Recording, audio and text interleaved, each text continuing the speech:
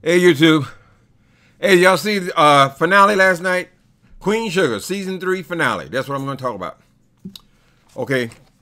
I really enjoyed this series, but I don't know about this last, I don't know. I kind of was expecting more of a cliffhanger. Y'all know what a cliffhanger is? Okay. In the old movies, old time movies, this is just for young people. I know you old ones will be insulted by me suggesting that you don't know everything. In old movies, at the end of a movie, you will see either a car going off a cliff, and then they'll stop it. And that'll be the end of it. The end of that season, right? Or that episode. And that was called a cliffhanger. Or somebody was hanging from a building, hanging on by one hand, and then it'll be it. It'll be the end. And that would keep you interested until the next episode, right?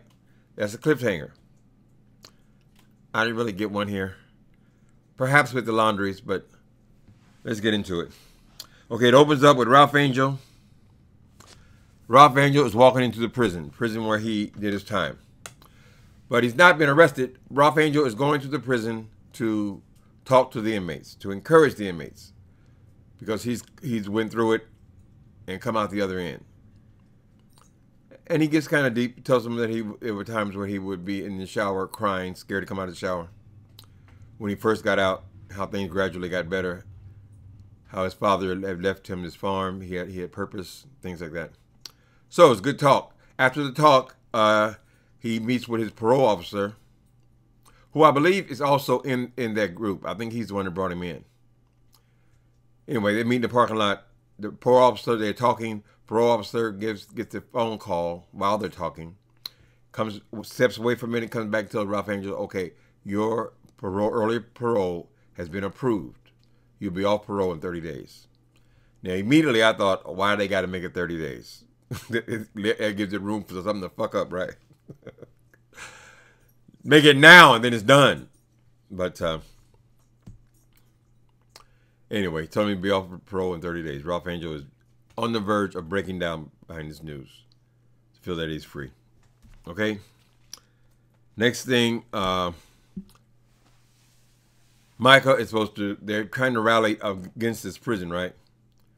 And Michael's very involved in this, in setting up this rally or this protest against the people who want to build this prison. Now, they don't go into whatever happened to that case as far as the police and the fire. They didn't touch it, and they left us with no resolution there at all. Did these guys get away with it? I don't know. Anyway, he goes to, so everybody's in a room, the farmers, the neighborhoods, the community. He's supposed to bring them to attention to announce what the plans were. And his voice is so light, he's very shy. And they can't hear him. His family members are in the audience. They're not shutting up either. But they obviously can see he's disappointed and hurt that he can't. Well, he's a kid. I mean, what is he, 16, something like that, 16, 17 years old? So he's a kid. I think he's performing the way most kids do. You got to encourage him. You got to, lift him up. But we know from drama, television drama, that whenever they start off like that, then it's going to be, it's going to flip at some point. Like in Lady Sings the Blues. Remember Lady Sings the Blues? When she first sang her first song in the club. You're pitiful. Speak at the, they talked about her like a dog. Because she was real low voice and all that. Well, we know that's going to be the star, right? That's just a classic dramatic move. Anyway, I'm drifting off. Okay. So he's disappointed. None of his friends, this new crowd he's been hanging out with, who are also people who like to protest and who are what do you call that? Anyway, he expected them to be involved. None of them show up. So he's disappointed, which adds to his down mood and low energy. All right, so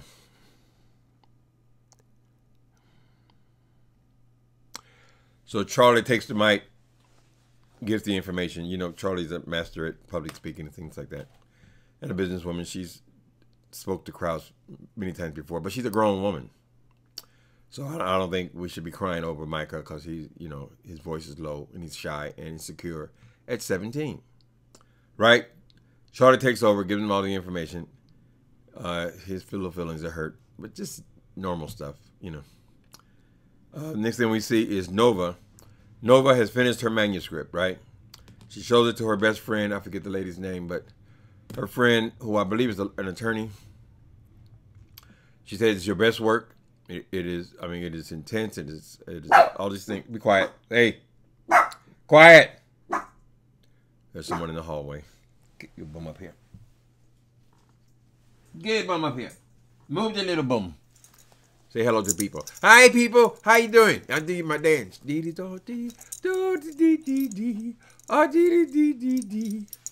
I interrupt my daddy because I can. Get out of here. All right, so the lady says, it's great work, Nova, but this is dangerous because I know about Vi's reaction to just the article that you wrote about your father. And now this is involving a lot of people. And she asked her, did you even ask these people, could you expose their lives this way? See, on one hand, we're hearing, stop, boy. We're learning a couple lessons here. Everyone, I have to get around to it, but Micah, he tells his truth at some point to the world. I'll explain how is the world in a minute. But, and that's freeing for him. So we consider that a good thing. But Nova, she said, no, you can't tell your whole truth. Because Nova told so much about the other people. Which was that was her assignment. Anyway, not everybody's the same. Some people are very secretive. I've had that experience. I wrote autobiography, Meth Monster. And I think 2 members of my family even read it. I don't think they wanted to hear what was in it. But the ones who did, you know, that was my freedom right there. Okay. So she tells her it's too much in here. This is gonna ruin your family. You know how sensitive Vi is about her brother and about the family. So Nova does make some changes. Now she has a big, what do you call it, board when you put all your ideas on a board for this book? You know, stickums are pinned on. She takes several pieces out of this board about things he has in the manuscript. The manuscript at this point is paper. It's just a stack of papers. It hasn't been published yet. She can remove things from it. And she does, at the advice of her friend. Right? Later on, she's watching Micah's speech. Now, hold on. I got to get there because Micah's not even at his speech yet. How can I tell you? Let's pay attention to the notes, please. Okay.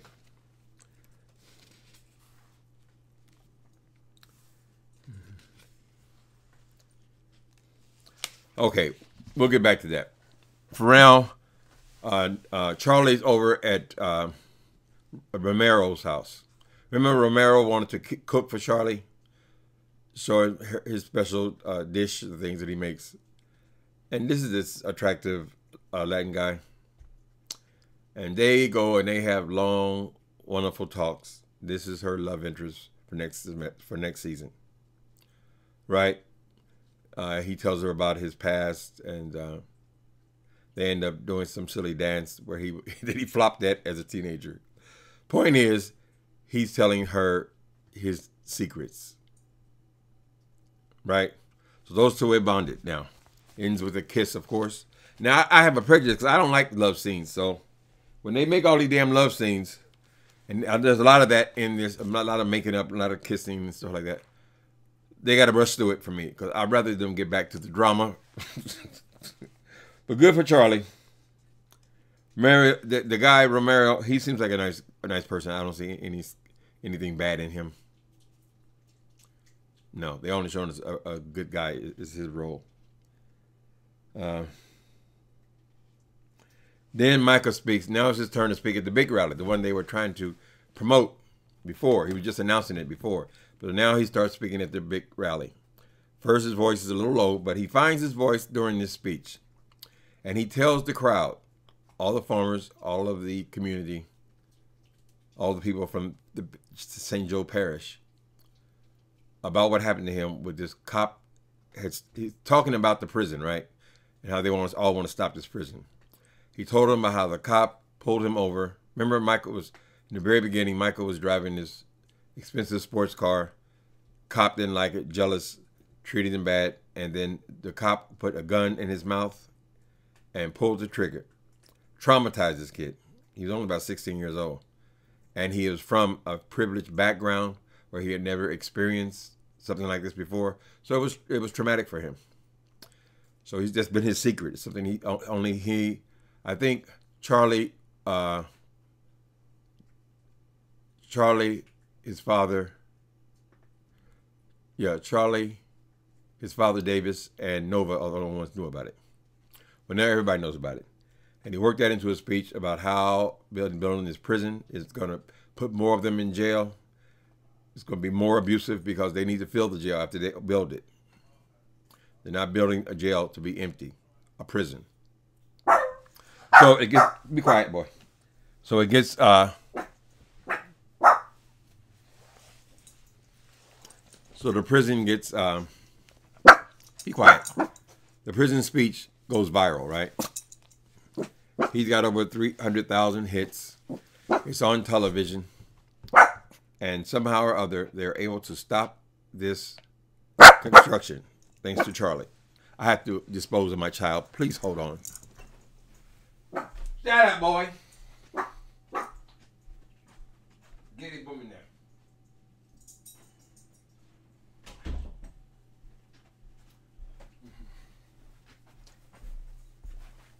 Forgive me, people, my unruly child. Okay. So where was that? Micah does his speech. That's what I mean. It's broadcast all over the world on the internet. So you know how it goes. He got over 300,000 hits in a few hours. And he's on local television.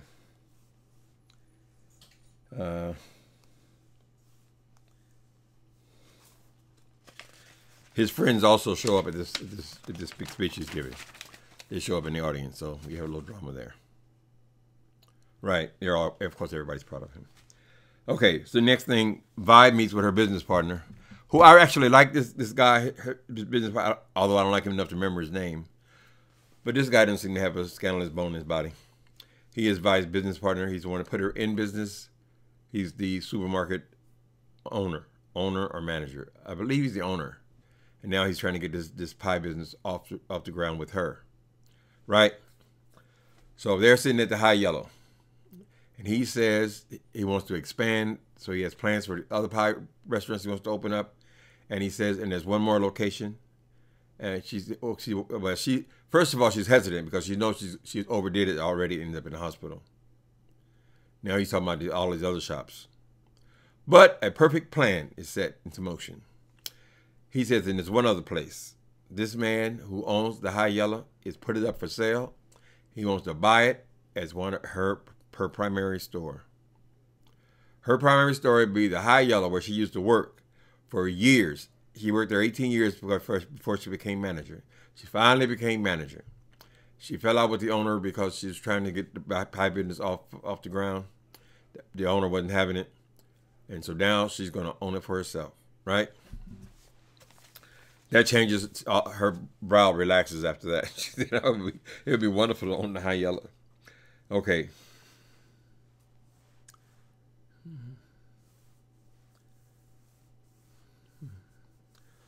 Darla and Ralph.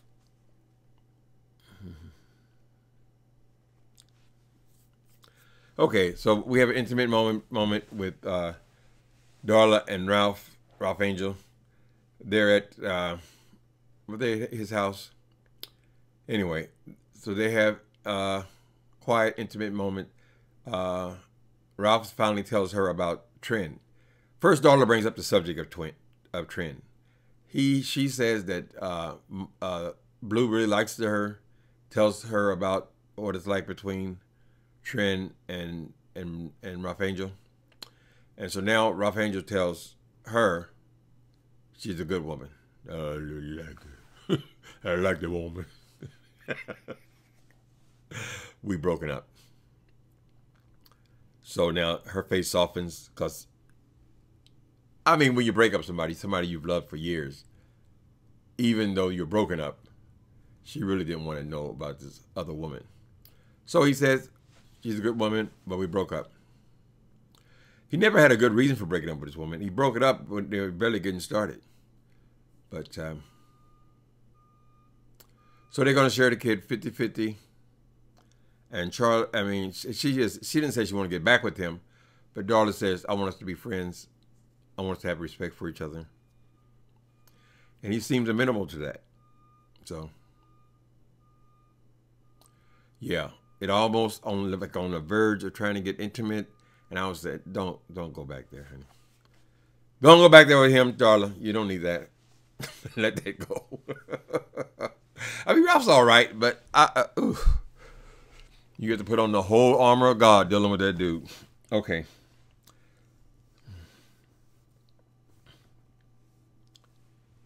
Okay, so next thing we see is Charlie is meeting with Miss Boudreaux. Now, Boudreaux and what is Charlie's name? Their name is Bartolone. I always confuse them. The woman's name is Boudreaux, but she's actually Sam Landry's sister, right?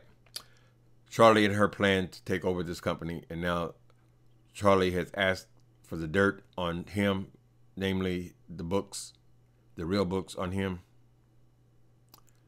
But now it comes down to it. We don't really know too much about this woman, right? Okay, so she said, if you want the books, it's going to hurt my company. What will be my company, which is my family company. I'm going to need some of your shares. And Charlie offers her 1 share. And she wants a lot for this 1 share she's offering. I don't know what this company is like. They should show us, at least show us if they got an office, or is this something they run out of their basement? I don't know. But they call it Landry Enterprises. But so far, we haven't seen any actual company, business, building, something. So I have no idea how big this company is. Does 1 share actually mean something? That's how Charlie got into the company, you know, with 1 share. So she gives her the list of all the things she wants. Mainly, she wants the farmers to get their properties back, be able to move back into their properties. I guess that would still be Landry owned.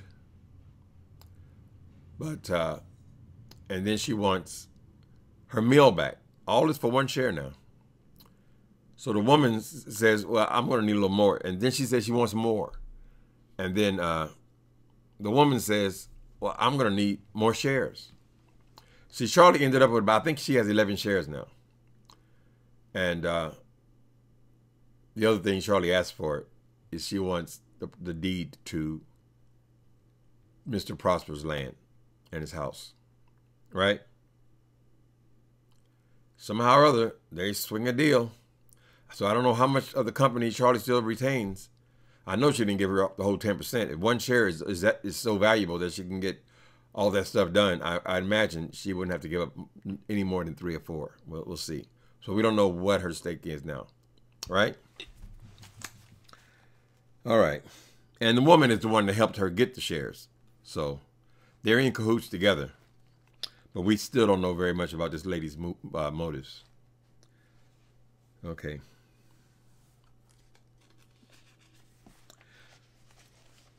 So Charlie's going to get her whatever deal they strike up, Charlie's going to get the Queen Sugar back.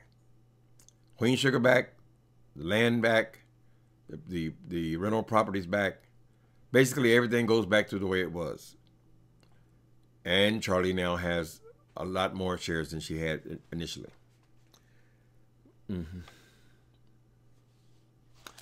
It's a nice scene where, you know, Charlie said she promised Prosper she was going to get him back in this land, right? And it looked like everything had fell all to hell. But she has a moment where she's taking Prosper back to his house, and she hands that man the deed to his home, place where he had lived 30 or 40 years. But this time he's not going in as a leaser. A leasee. He owns it. She gives him the deed to it. And then he is moved to tears. He wants to just walk on the land now, which is his. Dream come true. She gave it to him for free. Charlie, she looks up to heaven. So, mission complete. Because he's doing this basically for her father. Her father, this was his best friend. She promised him she would take care of him. And now she has. Okay. Nova is inspired. Everybody's watching Micah's speech over and over again on television. But she's inspired by something he said. Moved to the point where she actually changes the name of her manuscript. Now, she's taken out some of these stories, but now it is complete. And she changes the name. I don't know what the first name was, but she changes the name to Blessing and Blood. Michael, in his speech, he was saying that there was blood on the land. She changes it, calls the publisher, ships it off. Says she's finished, right? Okay. Next thing we see, we know they already set it up where Ralph is just about to get off parole, but they got a whole month we got to get through, right?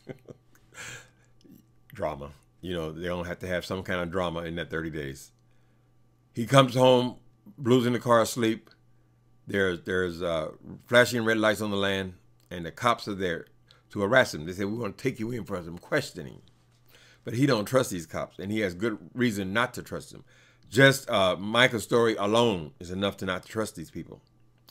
So he plays his cards well, and he tells them, you know, there's cameras all over the place. You know, they seen you coming in. They seen you.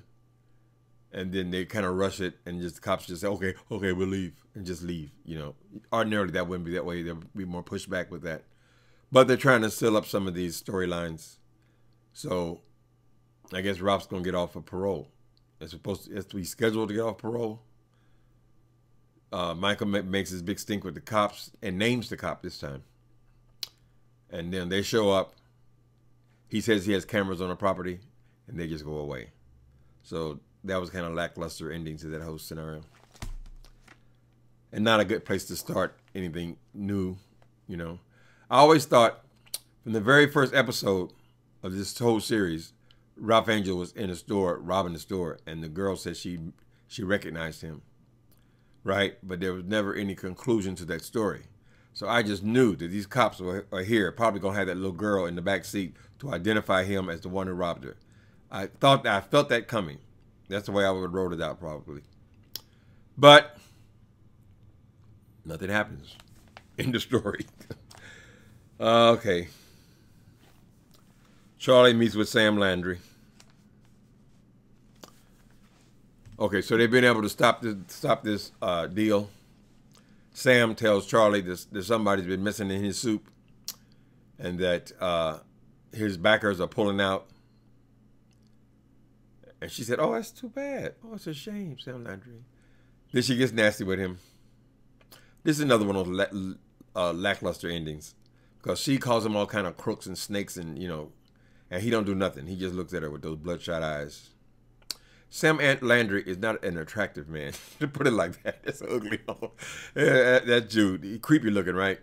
But you would think he would have more fire in him. If he'd been controlling everything, you'd think he wouldn't be so passive. Anyway, so Charlie tells him how she is destroying his ass. And then he warns her. He tells her, you're dealing with a woman who would stab her own brother in the back. What do you think she's going to do to you? Charlie replies, I'm not scared of you or your sister. I've been black all my life. The snakes I know. He had given you the devil you know. So I guess the devil you know is better than dealing with the devil you know than the one you don't know. And she don't know nothing about this woman.